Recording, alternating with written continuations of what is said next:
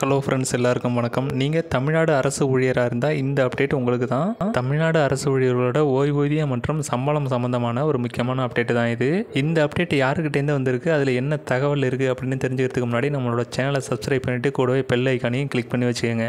அரசு ஊழியர்களை பொறுத்த வரைக்கும் அவங்களோட சம்பளமாக இருக்கட்டும் இல்லை ஓய்வூதியமாக இருக்கட்டும், மாத கடைசியில் கொடுக்கறது எப்பயும் இருக்கிற ஒரு வழக்கமான செயல்.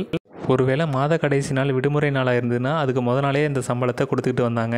இப்போ தமிழ்நாடு அரசு ஊழியர்களுக்கு அதில் வந்திருக்கிற முக்கியமான தகவல் என்னென்னு பார்த்தீங்கன்னா, அரசு ஊழியர்களோட மார்ச் மாதம் சம்பளங்கிறது இந்த மாத கடைசியில் கிடைக்காது அப்படிங்கிற மாதிரி சொல்லியிருக்காங்க. இது அரசு ஊழியர்களோட மார்ச் மாதம் சம்பளமும் சரி ஓய்வூதியமும் சரி ஏப்ரல் 2ஆம் தேதி தான் வழங்கப்படும் அப்படிங்கிற அறிவிப்பை கொடுத்துருக்காங்க. இது யார் கொடுத்துருக்கிறது அப்படின்னு பார்த்தீங்கன்னா, கருவூலம் மற்றும் கணக்குத்துறையோட இயக்குனர் இந்த அறிவிப்பை கொடுத்துருக்குறாங்க. ஸோ இந்த அறிவிப்பு படி உங்களுக்கு மார்ச் மாதம் சம்பளம் ஏப்ரல் 2ஆம் தேதி தான் கிடைக்கும். எதுக்காக 2 நாள் லேட் பண்ணி கொடுக்குறாங்க அப்படிங்கிற காரணம் நமக்கு தெரியல. ஒருவேளை உங்களில் யாருக்காவது தெரிஞ்சுன்னா அதை கமெண்டில் சொல்லுங்கள்.